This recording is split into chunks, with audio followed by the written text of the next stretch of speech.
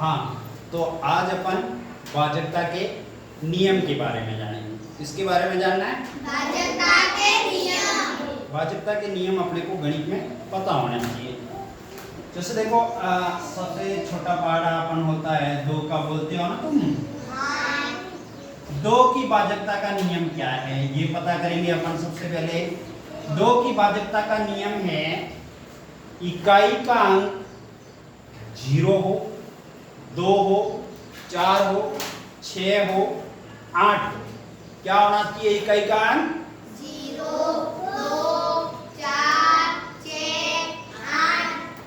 0, 2, 4, 6, 8 होना चाहिए। जैसे मैंने कह दिया 1002, 1002 में इकाई का अंक 2 है ना, तो मतलब 2 का भाग पूरा पूरा चला जाएगा। तो 2 की भाजकता का नियम पता चल गया। जिसके इकाई में 0, 2, 4, 6, 8 हो उसमें 2 का भाग पूरा पूरा चला जाता है। उसी प्रकार आगे एक आता है 3 की भाजकता का नियम। किसका नियम बेटा? 3 की भाजकता का नियम। 3 की भाजकता का नियम उस संख्या के अंकों के योग में 3 का भाग उस संख्या के अंकों के योग में, इसमें अंकों के योग में 3 का भाग चला जाए तो वह संख्या 3 से पूर्णतः विभाजित होगी। अंकों के योग में कैसे समझना है इधर? अंकों के योग में जैसे मैंने एक संख्या लिख दी है 345। कितना लिखा है? 345। 345 लिख दिया ना। 345 के अंकों का योग देखो। 3 में 4 जोड़ दो बेटा, कितने हो गए? 7। 7 में 5 जोड़ दो, 12। 12 हो गए ना। अब देखो 12 में 3 का भाग जा रहा है कि नहीं जा रहा है? जा रहा है। तो मतलब इस संख्या में भी 3 का भाग पूरा पूरा चला जाएगा। 3 की भाजकता का नियम समझ में आया?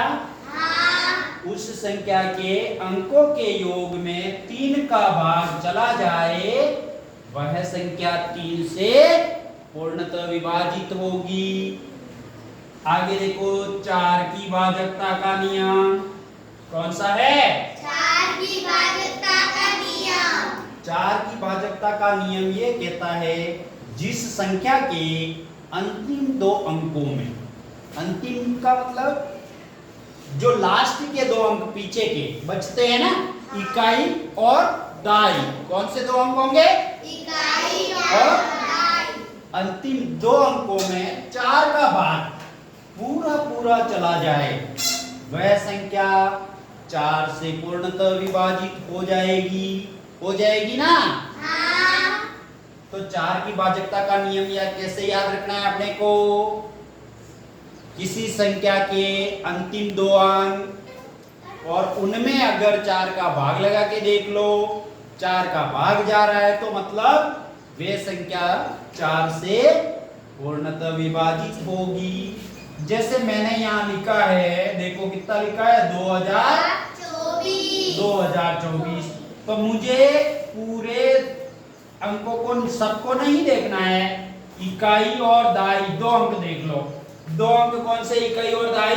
24, 2, 4 24 है ना। हाँ। 24 में 4 का भाग लगा के देख लो बेटा, जा रहा है ना। हाँ। कितनी बार जा रहा है? 6 बार। 6 बार जा रहा है, मतलब 4 से ये संख्या 2024 क्या है? पूरी पूरी विभाजित हो जाएगी। यानी विभाजित होना यानी पूरा पूरा भाग चला जाएगा, कुछ भी शेषफल नहीं रहेगा, है ना। सबसे आसान है 5 की भाजकता का नियम। 5 की भाजकता का नियम ये कहता है इकाई का अंक 0, 5। क्या होना चाहिए इकाई का अंक? 0, 5। जहां भी तुम्हें इकाई का अंक 0 और 5 दिखे, समझ जाना वो संख्या किससे विभाजित हो जाएगी? 5 से। किससे विभाजित हो जाएगी? 5 से। 5 से विभाजित हो जाएगी पूरी तरह से। जैसे मैंने कह दिया कि 1015, कितना बोला मैंने? 1015। 1015 में इकाई का अंक कौन सा है? 5। 5, मतलब वो संख्या पूरी पूरी किससे विभाजित हो रही है? 5 से। मैंने कह दिया 2000, 2000 में इकाई का अंक कौन सा है? 0। तो मतलब वो संख्या 5 से पूरी पूरी विभाजित हो रही है। उसी प्रकार देखो आगे चलते हैं अपन 6 की भाजकता का नियम। कौन सा है? 6 की भाजकता का नियम। अब 6 की भाजकता के नियम के बारे में कैसे पता लगाएंगे? जो संख्या 2 3, नियम क्या कह रहा है 6 की भाजकता का? जो संख्या 2 और 3 दोनों संख्याओं से विभाजित हो, क्या कह रहा है? वह संख्या 2 से भी विभाजित होनी चाहिए और 3 से भी विभाजित होनी चाहिए। तो वो संख्या क्या होगी? 6 से पूर्णतः विभाजित हो जाएगी। समझ में आया? 6 की भाजकता का नियम ये कहता है वो संख्या 2 से विभाजित हो और 3 से भी हो। जैसे देखो मैंने लिखा है 636, कितना लिखा है? 636 लिखा है। सबसे पहले तो मुझे 2 से विभाजित है कि नहीं है ये देखना है। बिल्कुल, क्योंकि 2 की भाजकता का नियम क्या कह रहा है? 0 2 4 6 8 हो, वो संख्या 2 से विभाजित है, मतलब मुझे यहाँ 6 मिल गया, तो इसमें 2 का भाग तो जाएगा ही जाएगा। अब मुझे 3 का भी पता करना है, तो 3 की भाजकता का नियम क्या कह रहा है बेटा?